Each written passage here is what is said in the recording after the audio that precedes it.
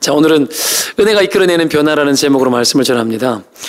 오늘 본문을 보면 복음을 통해서 나타난 하나님의 은혜가 얼마나 우리를 변화시키는지를 잘 드러내는 본문이에요. 은혜가 얼마나 우리를 바꿔내는지. 사람은 어지간해서 잘 안 바뀌어요. 습관 한 번 고치는 것도 얼마나 힘듭니까? 그렇죠? 잘 안 바뀌거든요.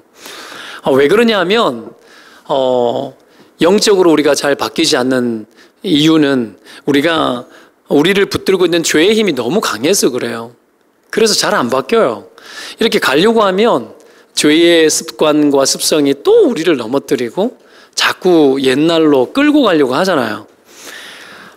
물론 여러분, 인간의 어떤 이 연약함들, 그런 것들, 연약함에 비해서 죄가 강하기 때문에 이런 일들도 일어나는 것도 사실입니다만은, 근데 또 한 가지는 인간이 그 죄가 주는 것들을 너무나 또 사랑해요. 내가 싫어해야 되는데, 죄 짓는 걸 싫어해야 되는데 죄 지을 때 너무 좋은 거예요. 여러분들 이렇게 죄 짓는 게 싫지만 죄 지을 때 보면은 충동이든 뭐든 간에 내 마음, 나에게 주는 어떤 이런 순간적인 어떤 이 충족감? 쾌락? 이런 것들이 있거든요. 그런 것들에 죄에 약하기도 하지만 그런 것들을 우리가 사랑하는 마음이 있습니다. 지난주에도 육체의 본성 이야기 했잖아요. 우리의 본성이 그런 걸 되게 좋아해요. 내가 배가 부른데 보이는데 또 먹고 싶은 거예요. 이런 것들도 사실은 탐식과 관련된 것들, 사실은 내 안에 자꾸 이렇게 충동되어지는 내가 원하는 것들이 있기 때문이죠. 그런데 하나님의 은혜가 들어오기 시작하면 이야기는 판이하게 달라집니다. 도저히 상상할 수도 없는 변화들도 막 일어나고, 심할 경우에는 어떻게 저 사람이 저렇게 달라질 수 있지? 도저히 믿어지지 않는다 할 정도로 여러분 바뀌기도 합니다. 이거 믿으면 아멘. 여러분 도저히 믿어지지 않을 정도로 혹시 바뀐 거 아닙니까? 어떻습니까? 그런 놀라운 변화들이 막 일어나죠. 바울의 변화가 그런 변화였죠. 바울이 변화되었을 때 사람들은 아무도 그가 변화되었다고 믿지 않았잖아요. 안 바뀔 것 같았습니다. 예루살렘 교회도 바울의 회심을 안 믿었어요. 믿지 못했습니다. 기독교를 얼마나 핍박했는지 유대 사회가 다 알고 주변 사회가 다 알았어요. 그러니 못 믿는 거죠. 바울한테 걸리면 끝장나는 거예요. 그런 인물이었습니다. 바울은 여러분 타협이 안 되는 원칙론자예요. 타협이 안 되는 원칙론자. 이런 원칙론자가 열심을 내면요, 이거는 여러분 놀랍습니다. 좋은 쪽으로 놀라운 것이 아니라 나쁜 쪽으로 엄청 놀라워요. 원칙론자가 열심을 내기 시작하면 다 죽습니다. 바울이 그런 열정으로 하나님을 위한다고 했지 않습니까? 우리 주변에도 원칙은 강한데 열심을 내는 사람이 있으면 때로는 대화가 안 돼. 그리고 같이 있으면 막 죽을 것 같은 그런 사람들이 주변에 혹하다 있을 수 있습니다. 그렇지 않습니까? 우리가 그런 사람들을 볼 때가 있어요. 그래서 가까이 하기 너무 무섭죠. 보십시오. 여기에 이런 바울이 있어요. 원칙론자의 열정이 있었어. 그 어떤 누구도 따를 수 없는 열정.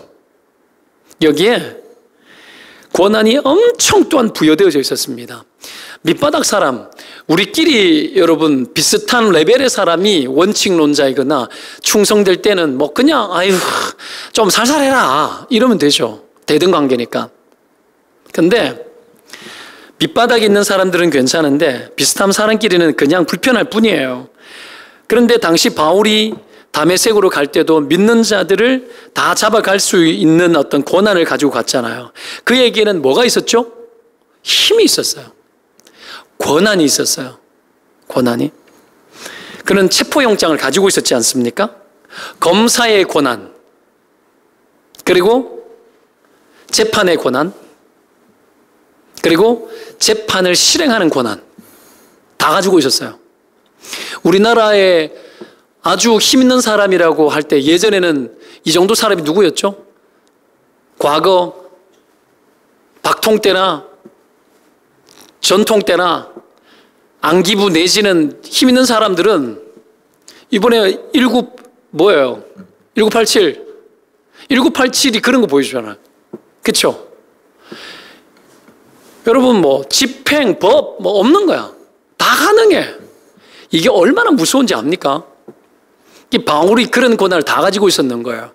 아니 체포할 수 있으면 넘겨주면 되는데 체포해서 율법에 능통한 사람이니까는 체포도 하고 어떡합니까? 분별하고 판단할 수 있는 재판까지 할 수 있는 그런 권한이 있고 어떡합니까? 그 젤에서 어떡합니까? 실행할 수 있는 권한도 있는 그런 사람이에요. 이게 얼마나 무시무시해요. 그래서 벌벌벌 떠는 존재예요. 예수 믿는 사람들이 절대 만나고 싶지 않는, 좀 극단적으로 이야기해 볼까요? IS죠, IS. IS죠. 그게 가능한 사람이었어요, 여러분. 빠져나갈 구멍이 전혀 없는 그런 사람. 그래서 벌벌 떠는 존재죠. 그런데 기독교인들을 대상으로 이런 권한을 가진 사람이 뭐가 된 거예요? 기독교인이 돼버린 거예요. 기가 막힌 일이나 어마어마한 변화였죠. 기독교인들은 여러분 변화되었다고 하면 그래도 기뻐하고 즐거워야 되잖아요. 누가 회심했어 그러면 할렐루야 아멘 해야 되는데 이 바울이 회심했다 그러니까 할렐루야 아멘이 안 나오고 믿질 않는 거야. 기독교인들마저 그렇게 했습니다. 못 믿었어요. 이런 변화는 바울 스스로도 굉장히 믿기 힘든 변화였어요. 바울 스스로도. 그래서 바울이 스스로 변화된 것이 얼마나 이것이 거대한지를 표현을 하는 거죠. 14절 말씀을 한번 볼까요? 14절 읽습니다. 시작. 우리 주의 은혜가 그리스도 예수 안에 있는 믿음과 사랑과 함께 넘치도록 풍성하였도다. 이렇게 나오죠. 우리 성경에는 넘치도록 풍성하였도다라는 말이 서술어로 나오죠. 서술어로. 헬라 성경의 원어에는 여러분 넘치도록 풍성하였도다라가 첫머리에 나와요. 넘치도록 풍성하도다. 이걸 때려놓고는 어떡합니까? 뒤에다가 우리 주의 사랑에 대한 이야기를 하는. 그러니까 이건 은혜가 얼마나 큰지를 강조하고 감탄하는 거예요. 이것이 얼마나 풍성한지 너무 커서 사람의 생각으로는 측량이 불가능하다라는 차원에서의 은혜의 풍성함을 이야기하는 겁니다. 여러분 신앙생활이 무미건조해지고 무기력해지고 감격이 사라지고 그렇게 되는 이유가 뭔지 아십니까? 근본적인 이유는 한 가지입니다. 그건 하나님의 은혜가 얼마나 풍성한지를 우리가 잊고 살기 때문이에요. 하나님의 은혜가 얼마나 풍성한지를 잊고 살기 때문에 하나님의 은혜에 대한 감탄이 사라져서 신앙생활이 무기력해지고 힘듭니다. 그런데 바울의 회심 이후에 살아가면서 바울은 자기 자신이 얼마나 하나님의 풍성한 은혜를 입었는지를 잊지 않고 살았습니다. 가는 곳곳마다 신약 성경의 모든 성경마다 책을 쓸 때마다 그리스도 예수의 그 은혜의 풍성함을 늘 이야기를 해요. 바울은 이걸 잊지 않고 살았습니다. 그래서 바울이 하나님 앞에서 귀하고 복되게 쓰임받았던 것, 시험받았던 것이고 복음이 베푸는 그 은혜를 사람들에게 확실히 선포할 수 있었던 거예요. 봐요? 풍성하니까 확실하게 말하는 거예요. 우리가 뭐가 부족하거나 일반적일 때는 여러분 확실하게 말하지 않아요. 확실하게 말하지 않아요. 심지어 여기 물이 있다. 그러면 옆에서 누가 없을걸? 사람 심리가 그래요. 없을걸? 그러면 진짜 없는가 이렇게 생각해요. 사람은 그래요. 근데 이것이 너무나 확실할 때는 남들이 없을걸 아니야. 있어. 아니야. 넘쳐. 아니야. 충분해. 말할 수 있어요. 확실할 때는. 풍성할 때는. 여러분 하나님의 긍휼의 풍성함을 확실하게 경험하시기를 축원드립니다. 이것이 풍성할 때에 우리가 화가 날 수 있습니다. 풍성할 때. 적당할 때는 용기도 나지 않고 힘도 나지 않아요. 그런데 확실할 때는 명확하게 선언할 수 있겠죠? 바울은 그런 증언할 수 있는 힘의 모든 그 기초와 근거가 이 하나님의 은혜의 풍성함이 있었습니다. 때문에 신자의 능력은 은혜의 풍성함을 헤아려 보는 것에 있어요. 자꾸 헤아려 봐야 됩니다. 받은 복을 세어 보아라. 그 신 복을 내가 알리라. 이거 맞습니까? 여러분 받은 복을 세어 보라 그러는 거예요. 얼마나 놀라운지 몰라요. 며칠 전에 내가 우리 아이를 태우고인가 밤에 데리고 저 위쪽에 올라가서 아파트 입구에 새로 생기는 이거 요 위에 보면은 그 마트 같은 거 이마트 생기는 쪽에 그 요 위에 집사님 댁 가는 쪽에 트는데 보면은 막 거의 다 지었잖아요. 상가 그쪽에서 우리 집 쪽으로 저 트는데 터널 쪽으로 트는데 분명히 이쪽에 횡단보도를 받고 빨간불이었고 사람이 걸어 나오지 않는 걸 봤고 확인을 하고 이쪽에도 괜찮았어요. 괜찮았는데 순간 그래도 요 한 1, 2초 보고 그냥 이쪽에도 없었기 때문에 확 밟고 가는데 밤에 검정색 롱 그 코트 패딩 롱 패딩 모자를 썼던가 여자아이가 모자를 쓰고 롱 패딩 입고 분명히 내가 들이받을 뻔했어요. 분명히 없었고 분명히 안 보였는데 확인하고 이쪽 확실히 확인하고 싹 트는데 어느새 내 앞에 와 있더라고. 그러니까 그 브레이크를 물론 속도를 많이 내는 상황이 아니었기 때문에 확 밟았는데 자기는 그런 줄도 몰라요. 그냥 파란불이 왔길래 불이 보이자마자 이어폰 꽂고 핸드폰 보면서 확 걸어 들어간 거야. 와, 그래도 순간적으로 여러분 운동신경이 이건 내 힘으로 밟은 게 아니야. 하나님이 인간 안에 초인적인 힘을 주신 거 아십니까? 내가 사람이 보이네? 밟아야지? 브레이크? 언제 이래요? 내가 분명히 진행 중에 있었고, 보고 진행 중에 있었는데, 순간 들었는데, 내 동의가 없었어요. 내 안에 나의 동의가 없었어. 내가 저거를 위험하다 밟아야지라는 생각, 느낌이 들기도 전에 발이 벌써 가 있더라고. 이게 여러분, 하나님의 기적과 같은 은혜예요. 풍성한 거지, 하나님의 은혜가. 풍성한 거지. 얼마나 풍성한지 몰라요, 여러분. 우리가 이런 은혜를 이런 은혜를 우리가 누리고 살아가고 있다는 거 아닙니까? 저는 여러분 그래서 감사했어요. 그것이 여러분 우리가 받은 복을 세워보는 것이 단순하게 한번 해보자, 그러다 보면 좋아지지 않겠냐라는 그런 인본주의적인 발상에서 나온 이야기가 아니고요. 우리가 하나님의 은혜를 세워보기 시작하면 내 안에는 영적 각성이 일어나면서 하나님의 작은 은혜가 아니고 하나님의 은혜를 세기 시작할 때 그 은혜가 놀랍도록 크게 느껴지고 내 영혼 가득히 풍성해지는 거죠. 이걸 세우는 자가 하나님의 은혜 아래 감동되고 살아가고 무기력하지 않게 살아가는 것 아닙니까? 교회 생활도 행복하게 하려고 그러면 우리 교회가 좋은 것이 뭔지를 풍성함에 대해서 자꾸 찾아봐야 되는 거죠. 찾아봐야 돼요. 여러분 아이들을 보면서도 찾아야 되겠고요. 가정을 보면서도 찾아야 됩니다. 궁여지책으로 찾으라고 하는 의미가 아니에요. 할 수 없으니까 내보자. 궁여지책도 의미 있어요. 너무 안 좋을 때는 한번 찾아보면 맞네, 이런 게 있었네, 그것도 의미가 있어요. 그러나 신앙은 궁여주책이 아니지 않습니까? 여러분 있는 것마저도 못 보면 큰일이죠. 있는 거는 봐야죠. 있는 것을 더 풍성하게 만들어야 돼요. 섬세하게 구체적으로 헤아려보고 살펴보면 행복해지기 시작합니다. 강점을 찾아보고 여러분 찾다 보면 놀라워집니다. 그래서 여러분 그걸 잘 찾는 사람은 늘 행복하고 감사가 나오고 칭찬이 나오는 거죠. 사람들에게 좋아라고 말할 수 있는 거예요. 여러분 그런 영적으로 초긍정의 사람들이 되시기를 축원드립니다. 끊임없이 찾아야 돼요. 내게 내 상황과 여건 속에 하나님의 은혜가 얼마나 들어와 있는지 여러분 몰라요? 정말 크신 긍휼이에요. 여러분 이 긍휼을 전하고 긍휼을 베푸는 삶을 살아야 돼요. 여하튼간에 작은 것에서도 세어보고 놀라워하고 감탄해야 돼요. 풍성하도다. 오늘 바울이 제일 먼저 헬라어에는 그렇게 나와요. 풍성한 긍휼에 대해서 와 이렇게 해야 돼요. 와, 이게 여러분 우리 가운데 많아야 됩니다. 놀라줘야 되는 거예요. 여러분 여자들은 잘하잖아요. 어머 이런 거 잘하잖아요. 어머가 많아야 돼요. 어머. 자, 그러면 하나님의 은혜가 이끄는 그런 변화, 이 풍성한 변화가 바울에게는 어떤 변화로 근본적으로 이끌어 갔는지, 오늘 본문에 뭐라 그러는지 오늘 바울을 통해서 한 두 가지를 살피는데요. 첫 번째가 뭐냐면 하나님의 은혜는 내가 얼마나 하나님의 구원에서 내가 얼마나 하나님의 구원에서 그 구원을 입을 만한 듯이 못한 자였는지에 대해서 얼마나 깨닫게 하는지 몰라요.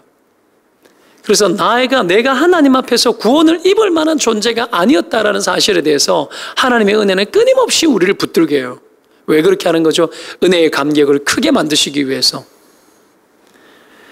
얼마나 구원에서 멀었는지를 하나님 깨닫게 합니다. 우리가 은혜가 식는 이유 중에 하나가 과거를 잊기 때문이죠. 이걸 보고 우리는 배은망덕이라 그러잖아요. 은혜를 잊으면. 사람들은 잘 잊어먹어요. 근데 은혜는 잊어먹으면 안 되거든요.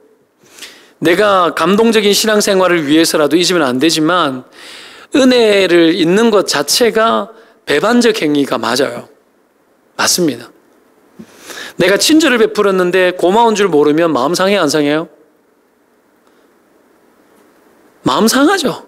내가 지극히 친절을 베풀었는데 고마운 줄 모르면 마음 상해요. 당연하게 생각하는 거 여러분 마음 상합니다. 하나님도 싫어합니다. 이스라엘 백성들이 끊임없이 하나님의 심판을 받았을 때 하나님 하신 이야기 뭐예요? 내가 애굽에서 너희를 애굽 땅에서 벗어나게 했던 것을 너희들이 잊어먹었다고. 하나님 늘 이야기하는 게 은혜를 잊어먹은 이스라엘 백성들에 대해서 책망해요. 은혜를 잊는 것은 악이에요. 악입니다. 잊어먹으면 안 돼요. 고마운 줄 모르는 마음을 가지면 안 됩니다. 그래서 은혜를 잊는 것은 허물이에요. 요셉이 감방에 갇혔다가 술 맡은 관원장 꿈에서 계시고 복직되어서 갔다가 잊어버렸죠. 그것도 어떤 이야기 합니까? 나중에 괴이한 꿈을 꾸고 바오로가 그랬을 때 술 맡은 관원장이 나의 허물을 추억하나이다. 그게 허물이야. 남의 긍휼을 입고 그것을 잊는 것은 허물이에요. 그 은혜를 잊지 않는 것이 정말 중요하죠. 그래서 요셉을 기억해내지 않습니까? 여러분, 사람은 은혜도 잊으면 안 되고 사람의 은혜도 잊어먹으면 안 되고 하나님의 은혜도 잊어먹으면 안 되는 겁니다. 바울이 2절에 이전에는 비방자요 박해자요 폭행자였다고 하잖아요. 그런데 도리어 긍휼을 입은 것은 내가 믿지 아니할 때 알지 못하고 행하였습니다. 이렇게 말합니다. 이거 변명하려고 내가 몰라가지고 그랬지 않냐, 이 변명하고 있는 겁니까? 아닙니다. 모르다 보니 얼마나 내가 악하게 했는지 모른다 이 말이에요. 내가 이것을 내가 몰라서 내가 얼마나 악하게 살았는 사람인지 모른다라는 거예요. 내가 얼마나 나쁜 길을 얼마나 열심히 살았는지 얼마나 악을 행했는지 그렇다라는 거예요. 은혜를 잊어먹고 은혜를 모르면 우리도 나쁜 길을 갈 수 있고 얼마든지 잘못될 수 있습니다. 그릇된 열심 낼 수 있어요. 잘못된 열심 막 내고 잘못된 것에 엄청 충성하고 은혜가 없으면 이렇게 바뀔 수가 있습니다. 그래서 나오는 결과가 뭡니까? 하나님을 반대하고 믿는 자를 괴롭게 하는 일들을 우리 스스로 할 수 있어요. 은혜 잊어먹으면 그래요. 교회 안에서 우리가 은혜 잊어먹고 감투로 사는 사람 저는 많이 봤습니다. 감투로 사는 사람. 어제도 그 이야기 우리 사역자들하고 장례식 갔다 오면서 그 이야기를 했었는데 야 안수 집사하고 뭐 이런 거 할 때는 정말 잘하다가 막 장로되고 난 이후에는 사람들이 어떻게 그래 바뀌는지 모르겠다. 시스템이 그렇게 만들어갈 수도 있지만 진짜 아닌 사람들 많이 봤어요. 진짜 아닌 사람들. 어떻게 그렇게 바뀌는지 몰라요. 은혜를 잊어먹어서 그래요. 은혜를 잊어먹어서. 어제 우리가 감독의 직분에 대한 큐티 본문 아니었습니까? 마음내가 감독의 직분이 하나님의 나라, 하나님의 일을 그 흠모하고 사모하는 마음 때문에 감독직에 대해서 그렇게 원했다라는 거야. 하나님 나라의 일 때문에 원했다라는 거예요. 그걸 소망하는 마음 때문에. 근데 그거 잊어먹고 감투만 남아있게 되면 은혜는 사라지고 나밖에 안 남아요. 나밖에. 여러분, 이 교회는 목사도 여러분, 성도도 여러분 다 끝나고 하나님의 나라의 역사, 그 일을 위해서 하나님 나라의 직분 맡은 자로 거룩하게 여러분 우리가 세워져야 될 줄로 믿습니다. 우리가 그렇게 존재하는 거죠. 그래서 이제 은혜를 잊어먹으면 곤란합니다. 바울이 은혜를 입으니까 자신이 얼마나 죄인이고 하나님의 구원에서 얼마나 멀었던 자였는지 깜짝 놀라는 거죠. 그래서 자기가 자기를 봤을 때 자기는 누구였습니까? 15절에 그렇게 나오죠. 뭐라고 나옵니까? 죄인 중에 내가 괴수니라. 괴수가 뭐예요? 괴수. 내가 마귀 새끼였다는 얘기야. 내가 완전 괴물이었다라는 거지. 나는 정말 괴물이었고 나는 정말 인간 같지 않는 자였다라는 거죠. 나는 인간 같은 존재가 아니었다라는 거예요. 바울이 자기를 그렇게 인식합니다. 이 인식이 잘 안 돼요. 내가 그렇게 나쁜 놈이었나? 내가 예수를 믿고 난 후에 내가 내 옛날을 뒤돌아봤을 때 내가 그렇게 나쁜 놈이었나? 그렇게 내가 한번 생각을 해보니까요. 내가 중학교 2학년 때 대구 경북대학 병원에 입원한 적도 하도 많아가지고 그때 입원에 한 달 정도를 입원한 적이 있었어요. 중학교 2학년 때. 입원해 있었는데 그때 병원에 대구 경북대학 병원에 병원 원목이 있었어요. 예배당도 있고 법당도 있고 병원 가면 그렇잖아요. 있었는데 전도하러 이렇게 나오고 예수 믿는 사람 체크하고 가고 이러면 내가 중학교 2학년인데 내가 그렇게 그 목사 오는 걸 싫어했어요. 예수 꼬랑댕이 예수 믿는 사람들을 내가 왠지 모르겠는데 그냥 미워했어요. 그냥 싫어했다고. 왜 그렇죠? 내 어린 중학교 2학년 마음 안에 하나님을 향한 반감이 있는 거야. 본능적으로. 여러분 그러면서 어떡하면 그때 옆에 있는 아줌마들하고 소아과에 입원해 있었거든요. 아줌마들하고 어른들 욕도 잘해. 교회 다니는 사람 그 시대도 그래서 뭐라 그럴 때 같이 맞장구를 막 쳤어요. 그게 생각이 나더라고. 이게 괴수인 거야. 괴수인 거예요. 근데 뒤돌아봤을 때 우리 집이 가난하고 아버지가 앞을 못 보고 그러니까 성탄절마다 24일 날 새벽에 되면은 노엘 우리 집 앞에 와가지고 노래를 해마다 불러주고 왔어. 어떤 데는 초코파이도 넣고 하고. 그런 게 있었는데도 미워할 이유가 없는데도 내가 미워하고 있더라고요. 이게 나쁜 놈인 거라. 이게 찾아보니까. 여러분 하나님의 은혜 잊지 마시기를 축원드립니다. 안 잊어먹어야 됩니다. 우리 같은 사람이 예수 안 믿었으면 그러잖아요. 사람들이 그러더라고요. 목사님 예수 안 믿었으면 상상이 안 된다고. 상상이 안 된다고. 어디 어떻게 돈 많은 여자나 꼬시고 댕기고 막 그러지 않을까요? 누가 그런 이야기도 했어요. 나를 모르고 하는 소리겠지만 그러면 상상이 안 되죠. 기고만장해가지고 돈이나 좀 벌었다고 어떡합니까? 그냥 교만에 빠져가지고 그렇게 막 살겠지 뭐. 뭐가 있겠어요? 내게 병이 없었으면 나는 아주 못된 인간 됐을 가능성도 있어요. 착하면서 아주 못된 사람 있죠. 나는 그런 인간 됐을 것 같아요. 아주. 여러분 주님 만난 것이 은혜인 줄로 믿습니다. 그것을 위해서 하나님 우리에게 베푸신 은혜가 풍성합니다. 때문에 우리가 잊어먹으면 안 됩니다. 내가 얼마나 구원에서 멀었는 자였는지를 잊지 말고 살아야 합니다. 두 번째로 하나님의 은혜는 우리를 어마어마하게 변화시키되 주님이 보실 때 완전하게 우리를 변화시켜냅니다. 하나님의 은혜는 우리를 완전히 변화시켜냅니다. 은혜가 하는 일은 뭐죠? 다 뒤집는 거. 180도 뒤집어 버립니다. 12절에 나를 충성되이 여기 직분을 맡겼다고 하지 않습니까? 주님을 방해하던 자가 주님을 위하는 자가 되지 않습니까? 이게 은혜의 일이죠. 뒤집는 거. 바울은 핍박도 충성되게 했습니다. 그리고 그것이 주님을 위한 일인 줄 알았잖아요. 예수님은 그가 정말 하나님을 위하고 그 마음에 충성심이 있는 줄 알았어요. 정말 하나님을 위한다고 한 것이 그거라는 걸 예수님 알았어요. 그래서 은혜를 베풀고 그의 충성심은 그대로 사용합니다. 사용하시고 그래서 직분을 맡겨버려요. 그래서 바울이 더욱더 충성되게 하면서 완전히 달라지는 거예요. 저도 회심하기 전에 굉장히 충성스러웠습니다. 일 열심히 했어요. 사람들이 어디를 가든지 리더가 됐습니다. 사람들이 그냥 리더라고 보고 알아서 나를 그렇게 세워줬어요. 그랬는데도 하나님 잘 못 만나니까 세상 길로도 열심히 사는 거죠. 엄청 열심히 사는 거예요. 기가 막히죠. 근데 뒤집어 엎으니까 이 열정은 안 죽더라고. 회심하니까 하나님의 원하시는 대로 목적에 걸맞게 집중하기 시작하고 열정을 내기 시작하더라고요. 이게 여러분 변화의 역사, 뒤집는 역사예요. 하나님이 그 일들을 하실 줄로 믿습니다. 여러분 지금도 뒤집어지시기를 축원드립니다. 더 뒤집어져서 하나님의 목적에 걸맞는 복된 인생 살아가시기를 주의 이름으로 축원을 드립니다. 그 충성심을 하나님이 사용하시는 거죠. 이런 은혜가 이끄는 변화 중에 가장 큰 변화가 삶의 방향 전환입니다. 신자의 삶의 최고의 변화는 방향 전환. 완전히 유턴의, 회심은 여러분 유턴의 의미가 있어요. 완전히 돌아서서 삶의 목적이 선명해지는 거죠. 왜 살고 뭘 위해야 되는지, 어떤 인생을 살아야 되는지에 대해서 완전히 뒤집어지는 거죠. 그래서 정말 예수 믿는 자는 어떻게 살아야 되는지, 여러분 은혜로 변화받은 사람은 어떻게 살아야 되는지 바울의 변화를 통해 가지고 하나님이 보여주는 거죠. 확실히 보여주는 거예요, 여러분. 예수 믿는 사람은 달라야 되는 거죠. 뒤집어지는 거죠. 왜 이토록 놀라운 변화, 아무도 믿지 못할 변화를 바울에게 주신 건가? 바울에게 이렇게 나옵니다. 16절 읽겠습니다. 16절 시작. 그러나 내가 긍휼을 입은 까닭은 예수 그리스도께서 내게 먼저 일체 오래 참으심을 보이사 후에 주를 믿어 영생 얻는 자들에게 본이 되게 하려 하심이라. 왜 이토록 바울을 확실하게 변화시켜내어서 완전히 바꾸는가, 완전히 뒤집어 버리는가, 삶의 방향 전환을 명확하게 시켜버리는 것인가?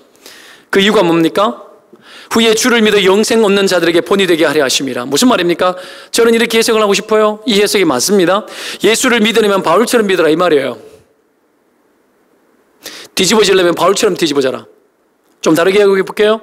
복음은 바울처럼 우리를 뒤집어 엎어버린다는 거예요. 예수 믿는 자의 본보기는 바울이라는 겁니다. 이게 본이라는 거예요. 이 본이라는 헬라어 단어가 히포티포신이라는 말인데, 이 단어 원형이 히포티포시스라는 단어예요. 이게 여러분 어떤 의미가 있냐 하면, 여러분 좀 알아듣기 쉽도록 이야기하면, 분해해보면 어떤 형상이나 형상의 자국을 그대로 자국 남긴다라는 뜻이에요. 도장 찍듯이. 뭘 생각하면 좋을까요? 견본이라는 얘기, 견본. 여러분 주물을 만들어가지고 어떤 형태를 만들잖아요. 물건을 찍을 때 그 형태를 팍 만들어버리는 거예요. 예수 그리스도라는 형태를 여러분 팍 찍어가지고 거기다가 여러분 다 주물을 들이부어가지고는 그냥 찍는 대로 똑같이 나오는 거예요. 바울이 그런 형틀이라는 거야. 바울이 그런 본이라는 거야. 본보기, 견본이라는 거죠. 여러분 바울의 본을 받으라. 바울이 원판이라는 거야. 바울이 원판이라는 거야. 신자의 삶의 본보기는 바울이 원판이 돼야 돼. 예수 그리스도가 원판이지만 모든 믿는 자들에게 영생을, 후에 주를 믿어 영생 얻는 자들에게 후에 주를 믿어. 여기서 후라는 것은 누구부터입니까? 예? 바울 변화된 이후부터, 바울이 변화된 이후부터 오는 모든 세대의 모든 사람, 영생 얻는 사람, 후에 오는 모든 영생, 여러분을 포함한 예수 그리스도의 재림 때까지 포함한 모든 사람들을 위해서 바울을 본으로 하나님이 회심시킨 거예요. 바울은 그런 위치에 있어요. 바울이 그걸 스스로 자증합니다. 나의 회심 이후로, 예수를 만난 회심 이후로 모든 변화는 바울처럼 되어지고 바울이 가장 기본적인 판이 되어야 된다는 거, 원판이 되어야 된다는 거예요. 그래서 기독교 역사에 있어서 신자의 삶과 구원과 핍박과 환난과 인생론과 앞에서의 세계관과 모든 것들을 다 긁어 모아서, 누구를 다 긁어 모아서 다 성취하고 다 이뤄내는 일에 가장 본이 되는 사람이 누구냐라고 이야기했을 때 그런 바울입니다. 그래서 여러분, 이 바울의 이 모습들을 본받아가는 그 일에 우리가 여러분 우리의 삶의 판이, 근본 판이 좀 달라져야 된다. 여러분 생각해 보시오. 예수님 닮아라. 얼마나 힘들어요. 그렇지 않습니까? 예수님 닮아라. 얼마나 힘듭니까? 힘들어요.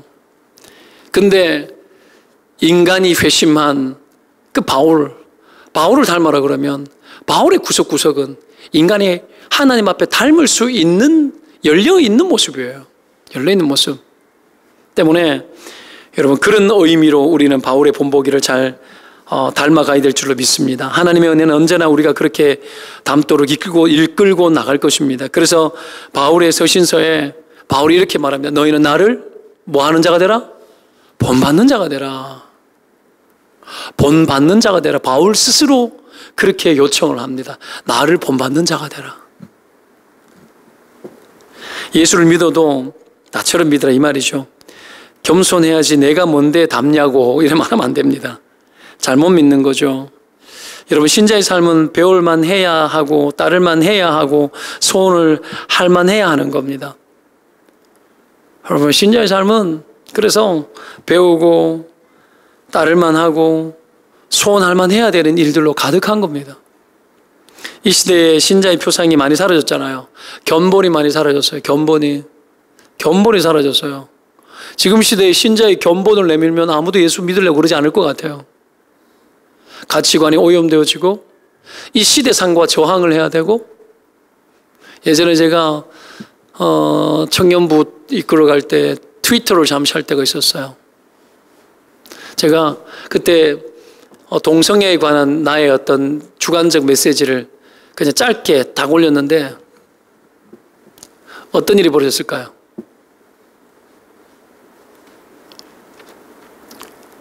동의해주는 그리스도인은 아무도 나에게 달지 않았어요. 동의해야 되잖아. 동의를 안 해. 어떤 사람 어떨까요? 동성애 옹호자들이 개떼같이 붙어가지고 나를 개박살을 했어요.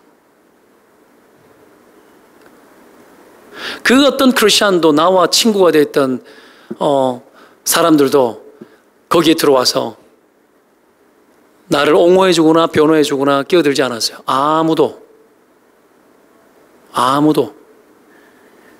물론 내가 지혜가 없었겠죠. 근데 소신 발언했는데 긴 것도 아니에요. 가장 일반적인 거였어요. 그랬는데 나를 완전히 물어뜯더라고요.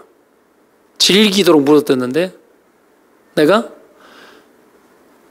괜한 그거 보는 것도 속상하고, 그래서 어떻게 하면 트위터를 그때 닫아버렸어요. 이 시대는 우리의 소신을 이야기하기 힘든 시대예요. 바울의 본보기처럼 그렇게 이야기하면 핍박받아야 돼요. 핍박받을 만한 용기가 나에게도 없고 여러분에게도 별로 없어요. 본보기가 있지만 본을 따라가기 힘든 시대예요. 그러다 보니 줄을 담기 힘든 시대입니다. 그럼에도 불구하고 여러분, 견본이 없는 시대에 견본이 되는 여러분들 되시기를 축원드립니다. 견본이 되는 그리스도인, 견본이 되는 교회, 이런 거구나. 여러분, 그런 그리스도인으로 여러분, 우리가 하나님 앞에 바뀔 때 제대로 바뀌고 뒤집어질 때 제대로 뒤집어지는, 정말 그리하여서 하나님 마음에 흡족한 복된 인생들 살아가시기를 주의 이름으로 축원드립니다. 기도합시다.